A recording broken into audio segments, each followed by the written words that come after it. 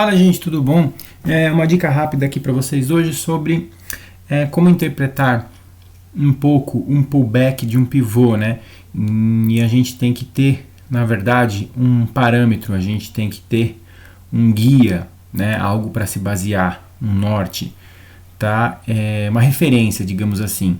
Então a gente vai aprender rapidamente, eu vou usar um exemplo aqui no gráfico do dólar para a gente conseguir identificar e diferenciar o que é um pullback, o que é um pivô, e saber que uma coisa não invalida a outra. Ele pode ser os dois ao mesmo tempo, tá? No caso em específico, eu estava fazendo alguns estudos. Esse contrato aqui é do dólar, né? Vencido, tá? Do mês de julho. Aqui no caso o dia 1, tá? É um gráfico de 15 minutos. Não importa o tempo gráfico. Muitas análises eu faço nos 5 minutos. Porém tem gente que opera nos 15, nos 30, 60 minutos. Isso gráfico é gráfico, tá, gente? Então, vou mostrar para vocês uma coisa bem interessante, que é uma observação que eu faço, né? Pra gente se ligar no dia a dia. Vocês estão vendo esse movimento aqui, né? Fundo, tá? Pode ver que segurou na média de 200. Aqui tem um pequeno espelhamento, né? Pra gente fazer para cima, tá legal? E a gente vai fazendo, mas não é mais relevante agora. Deixa eu deixar é difícil, né? Deixa eu preparar uma Fibonacci aqui, um pouquinho mais forte para destacar bem. Tá? Então a gente poderia ver aqui espelhando isso, tá? Pegou todos os alvos, tá? Não foi o movimento mais perfeito, tá? Só via de regra. Vou deixar ela aqui embaixo. Isso aqui, claramente, quem vê assim, bate o olho, fala que é um pivô. Aí você vai fazer isso aqui, né? Movimento limpo desse e vai espelhar para cima, tá? Rompeu, pode ver que fez o pullback, né? Fez o pullback de novo, acabou o dia. Não tá errado você fazer isso, tá? Isso aqui é um pivô. Mas se tratando de M15, tudo tem um contexto, né? Então às vezes não vai no mesmo dia, por ser movimentos mais longos, né? Quanto maior o tempo gráfico, ele demora mais para pegar no alvo.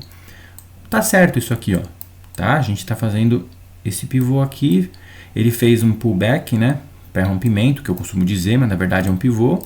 Rompeu, fez pullback, né? Só que não foi no alvo, tá? Como que a gente consegue tirar um proveito melhor disso? Não é sempre que isso vai acontecer, mas é um detalhe importante. Lembra que eu pego no pé do espelhamento? Então, reparem uma coisa. Isso aqui é um pivô ou é um pullback? Pode ser os dois. Reparem onde ele faz o pullback, nesta região. Se a gente puxar para trás, vai ficar meio torto a linha aqui, então eu vou desenhar com essa aqui. Se a gente puxar um pouco para trás, aonde que vai casar? Aí lembra que eu fiz esse espelhamento? Depois dele, qual é o próximo topo para a gente estar espelhando? O topo limpinho. É aqui. Depois, posteriormente esse, tá? Mas onde ele casou? Nessa região aqui.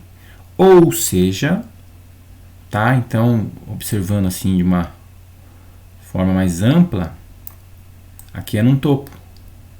Então, o que ele fez? Ele rompeu esse último topo, fez um pullback nele para continuar indo. Ou seja, ao mesmo tempo que isso aqui é um pivô, ao mesmo tempo ele é um pullback. Em cima do que? Dessa pernada que a gente vai poder espelhar ela.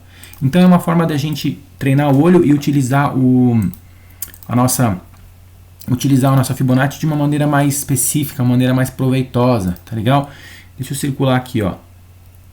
Vamos ser bem detalhista hoje, tá? Tem esse topinho. Tá legal? Deixa eu ver se eu consigo fazer isso. Vamos separar este topo aqui também. E este topo. São os 3 topos relevantes, tá? Que a gente pode estar espelhando. Vamos usar um estudo em cima deles. Vamos pegar esta região. Daqui até aqui, ó. Que é uma região importante, tá? Vamos ver o que acontece aqui. Porque às vezes não é perfeito, então não é uma linha só. Então tem esse topo e tem esse topo. Esse deixa para depois que é mais alto. Porque na verdade o movimento seria esse, né? Na verdade seria esse. Então vamos pegar essa região primeiro aqui. Tá vendo? Ó? Então o que ele fez? Ele fez um pullback. Tá? Reparem a diferença. E se a gente jogar uma Fibo nesse primeiro topo circulado aqui, ó? Tá vendo como ele foi um pouco mais específico nos alvos? Já teria buscado hoje. Então na verdade é uma maneira diferente de interpretar. Então, às vezes, seria interessante não interpretar isso aqui só como um pivô, interpretar isso aqui como um pullback. tá? Por isso que eu acho muito interessante o espelhamento e ele te dá um viés um pouco diferenciado. Eu costumo dizer que não tem certo, não tem errado, tem diferentes maneiras de enxergar a mesma coisa. Porém, numa dessa, você conseguiria ter um alvo mais preciso do que usar o pivô e não buscar o alvo no mesmo dia, né? Aí se tornar um swing trade, que não é o nosso alvo aqui, tá? Vamos puxar para o próximo topinho. Esse aqui. Olha como já foi mais preciso. Olha como ele fez o pullback. Em cima e deu o alvo, sem calor. Tá? Aqui já eliminou o trade, não precisa ficar esperando isso porque aqui ele já bateu. Tá legal? Vamos ser um pouquinho mais específico. Vamos puxar para o outro topo aqui. Ó, pode ser que ele não foi, mas esse é o topo mais forte, é o maior, assim, né, depois de todo esse movimento. Tá? Ele é um topo mais relevante. Olha só, não buscou, tá? Aqui ficou um pouco fora. Mas, olha isso aqui no próximo dia. Não é o foco, mas é só via de regra. Eu sempre friso isso, né? Uma região muito importante de reversão da Fibonacci para o dólar. No dólar, tá? Tô falando dólar.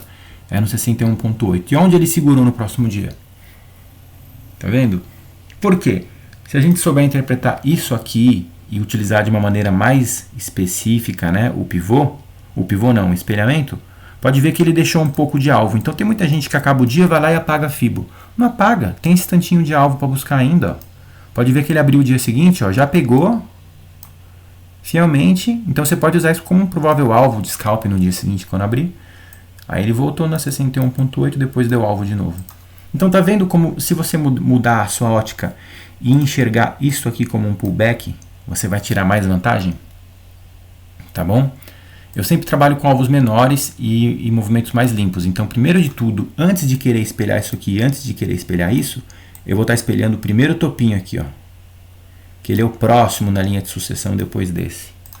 Tá legal? Então, eu não teria problemas, porque eu faria isso, ó. Então, eu enxergaria isso aqui como um pullback, pós-rompimento desse espelhamento. Teria dado alvo. Teria eliminado meu trade sem calor, sem nervoso, tá? Muito diferente do cara que fez isso.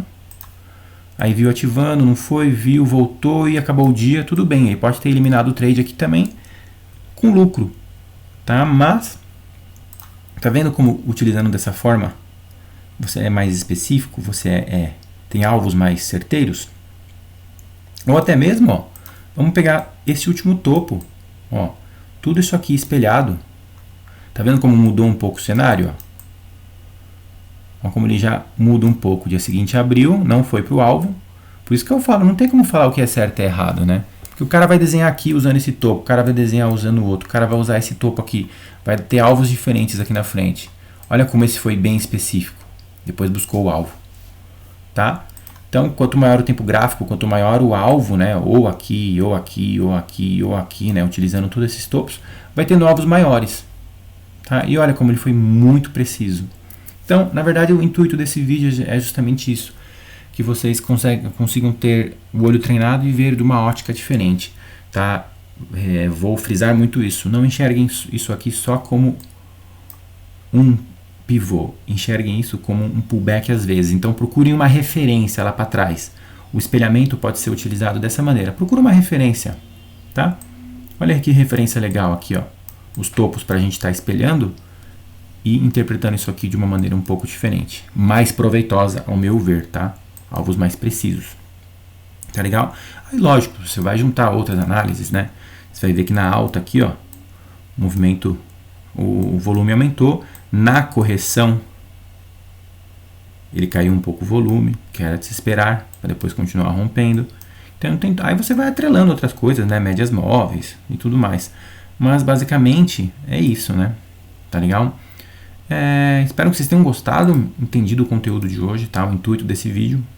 É só um alerta aí pra gente treinar, porque as pessoas ficam um pouco limitadas, né? Falando só de pivô, pivô, pivô, pivô, pivô. Às vezes as pessoas até veem meus vídeos aqui, entendem quando eu falo sobre espelhamento, mas não conseguem enxergar, né? Desta maneira que eu observo às vezes, né? Não enxergar isso só como um pivô, mas sim como um pullback. Tá? Pullbacks são muito ignorados, porém são muito importantes. Tá legal? Então, observe, por exemplo, olha que entrada maravilhosa a gente teria aqui, ó, com o stop aqui atrás. Considerando, né, que isso aqui foi um pullback, tá? Uma entrada barata com um alvo interessante. Muda todo o nosso dia operacional, esses detalhes. E você viu que teve uma forte influência nos alvos e retrações aqui do dia seguinte também, uma FIBO, que estava com alvo a bater ainda. Então, se tem alvo em aberto, mantém ela lá desenhada.